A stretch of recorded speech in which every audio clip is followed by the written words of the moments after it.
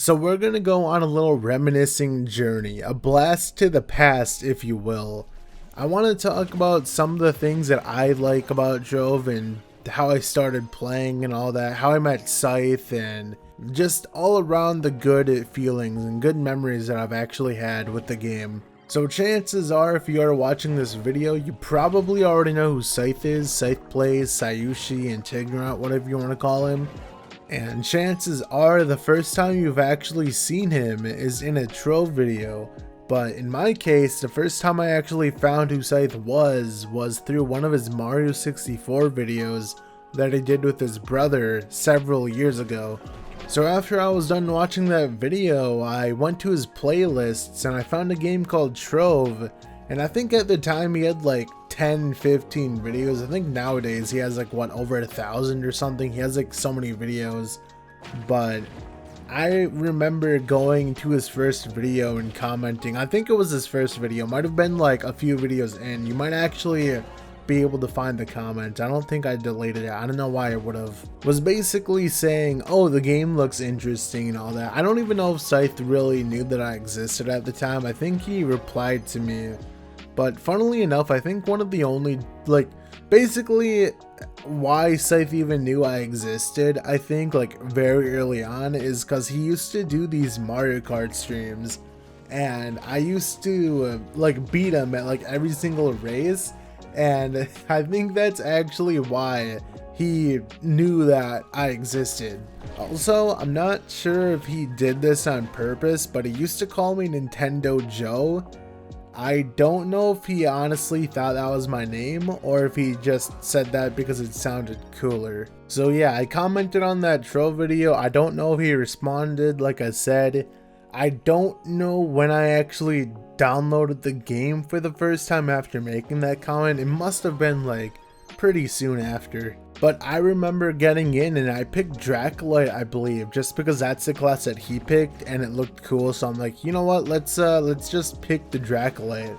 So this was, back 2015 Trove, and the game was a lot different, to say the least. I remember the old tutorial, and I believe the old tutorial used to take place in an adventure world.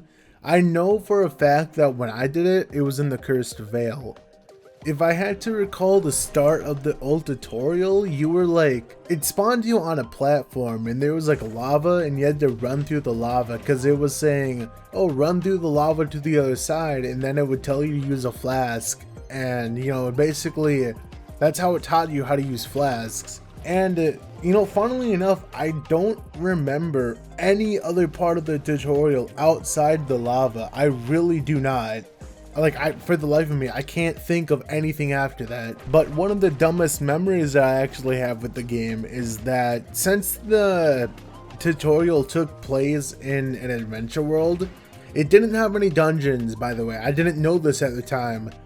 But I must have wandered around the tutorial world for a good half an hour trying to find a dungeon.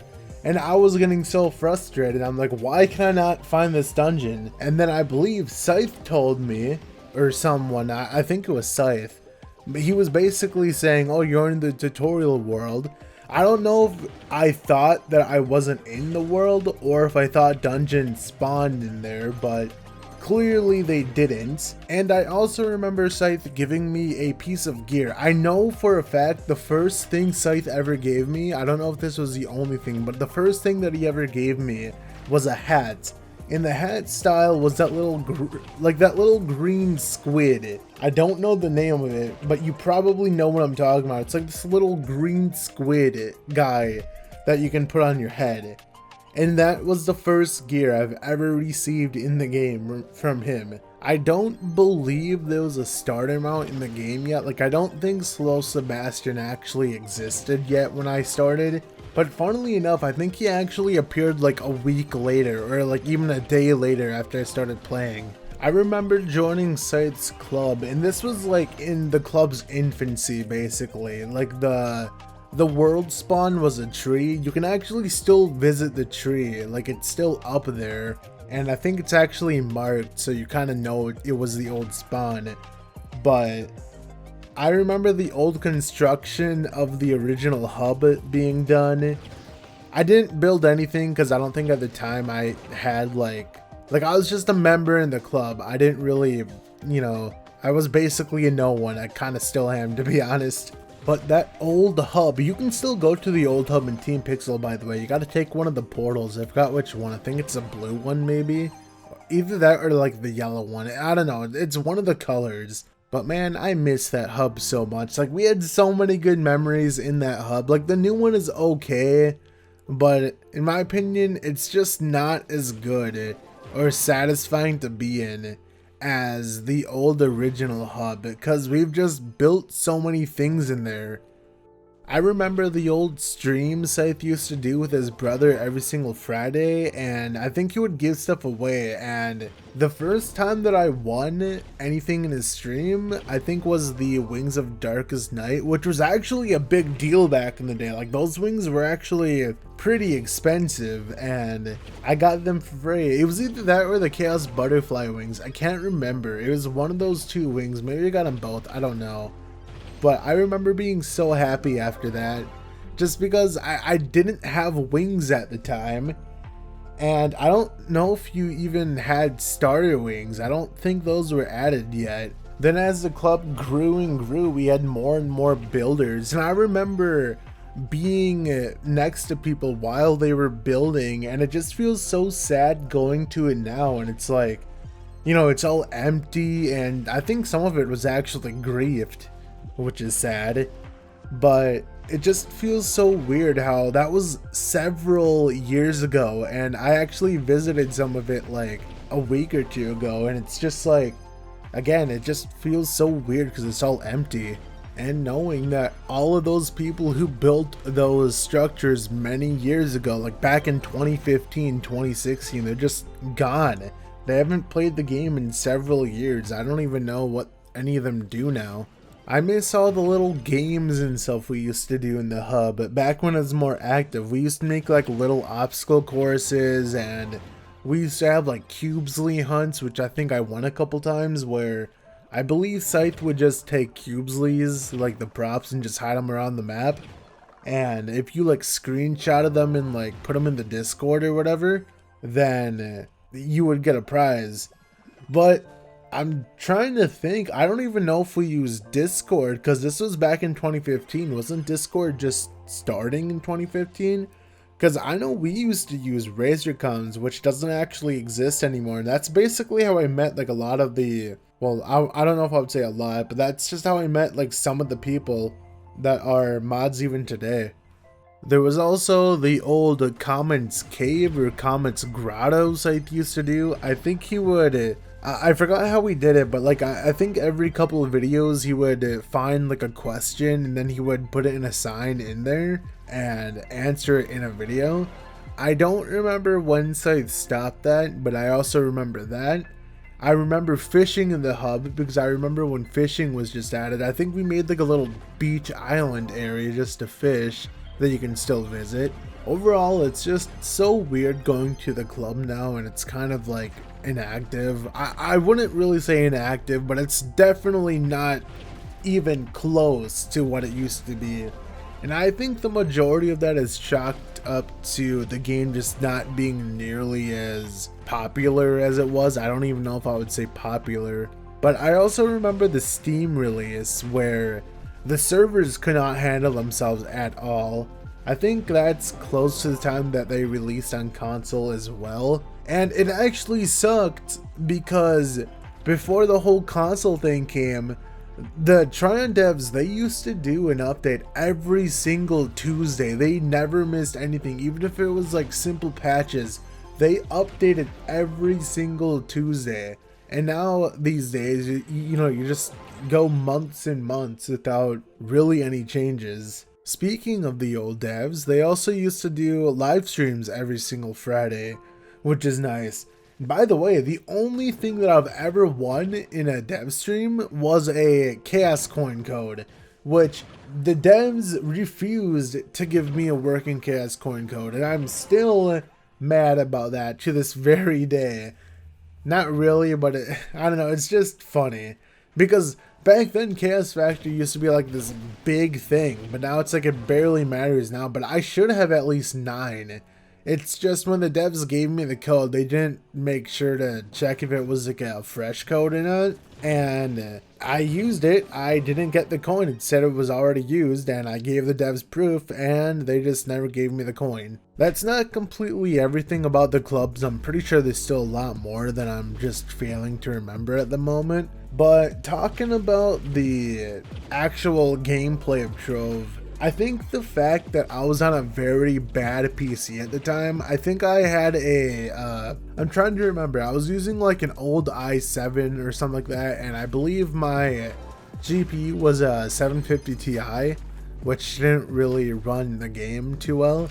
I think that added to it a lot, because I would play the game at like 15, 20 FPS, I believe, and that just added to like the nostalgia, and like, I don't know, something about it just made the game that much more magical. I believe you can actually see that in my old videos where I'm only getting like 20, 30 FPS, something like that. So that's that. And one of the big things that I remember is, if you played the game back in like 2015, you would know that pen blocks were a pretty big thing back then, and if you saw someone on a pen block, you would be like, oh, that's so cool, you know, I want that. So you would constantly do dungeons, and you would randomly open your inventory to find that you have like this pen block in your inventory, because back then they weren't talismans. I think the only reason why they're talismans is so they stack in your materials inventory, so they don't actually take your inventory slots. But it was so cool, like it was something worth celebrating when you actually got a pen block, and then you could like either learn the pen block or, you know, make pember. And the thing about the old mounts, like the pen block, is that if you use the pen block, I believe it has a jumping VFX where, like, it has jumping VFX where the blue ring is replaced by like a flame, like it's a flame ring. And they don't do that anymore, I don't think. I think some mounts like changed the jump VFX, but that was like an old mount thing. I don't know why they don't do that anymore. They're too lazy with the mounts. Because nowadays it's basically everything that gets added to the game is completely modded. I don't think back in the day the devs just made everything. So it was just, I don't know, more magical or something.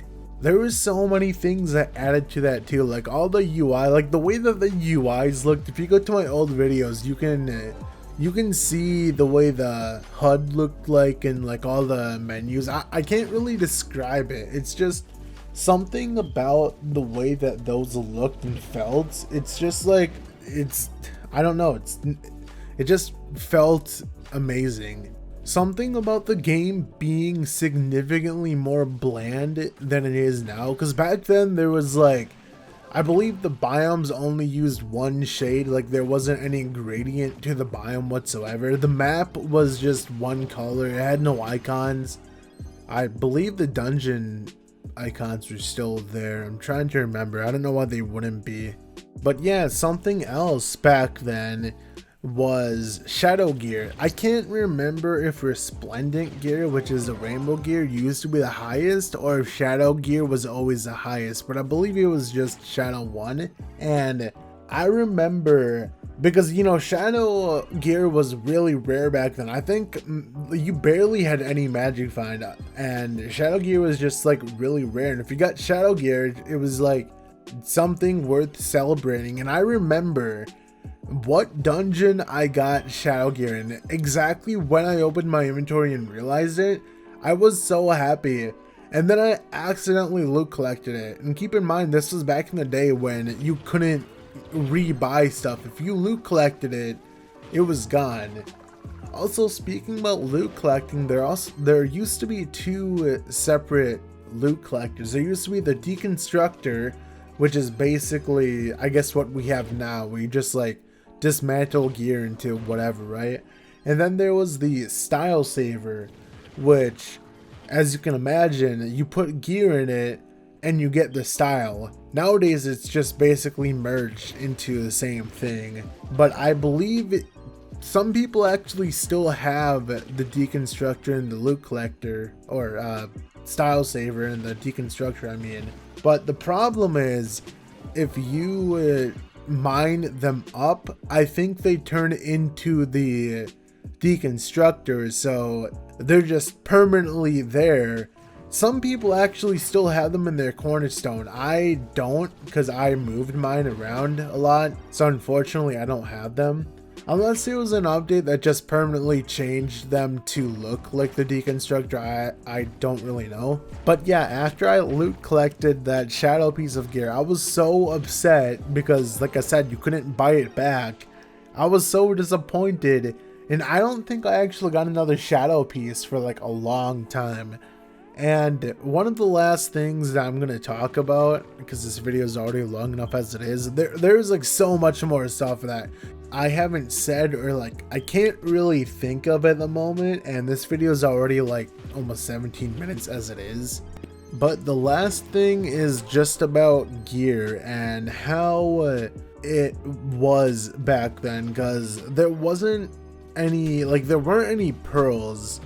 I guess it served the same function, but instead of pearls, you used asterisks, and it was different how you leveled it up, because basically, instead of going to the like forge and, you know, applying pearls, or the enchanted forge, whatever you use, and putting pearls in the gear, if my memory is correct, what you would do is you would take your piece of gear, right? You would go to, I think you would actually go to the stat randomizer to do this, but you would take your eyes. I don't remember if you used tentacles, but I think you used eyes of Cube Thulu, whatever they're called, and you would re-roll the asterisks, and there was actually an option to roll 50 times and the game would give you the best like the best thing that it got. But basically how it was is, say that you rolled and your stat got like 2 asterisks on the first stat, you know, 1 on the second one, and then like none on the remaining stats. If you re-rolled again, then those 2 asterisks on the first piece of gear could go to 0, and then you know, it would just be randomized. And basically what you were trying to do is you would keep on randomizing until you got 2 asterisks or pearls, as it is now, on each stat. And if you manage to get 2 asterisks on each stat, which again is just the equivalent to like 2 pearls, which is very easy now, then that alone was like something worth celebrating. I remember when I got that too, I got really lucky once, and I actually did it on, I think, like 3 tries. But I don't remember when they changed that. But I do know about like the whole 50 thing, where you could roll once or press a button to roll 50 times and then the game would give you the best thing. The fact that you could roll 50 times just shows you what the RNG was like and how many eyes and stuff you could actually use. Before, you would probably even get all the asterisks on the gear that you wanted. But there's a lot more stuff, I would assume, that I would like to say that I just can't really think of at the moment. This video is almost already 20 minutes as it is. It's just me rambling about the past and whatnot. No one really cares, I guess. But I haven't really put out a more serious video in a while. As you guys probably know, my last 2 videos are just like shit posts at this point. I am planning on doing at least 2 more, but you know, fortunately those aren't hard to make at all, so I could do that in like a day or 2, not even. But yeah, if you guys did enjoy the video, then a like would be appreciated. You don't have to, obviously, but yeah, that's all I really wanted to talk about. So see you guys later, and goodbye.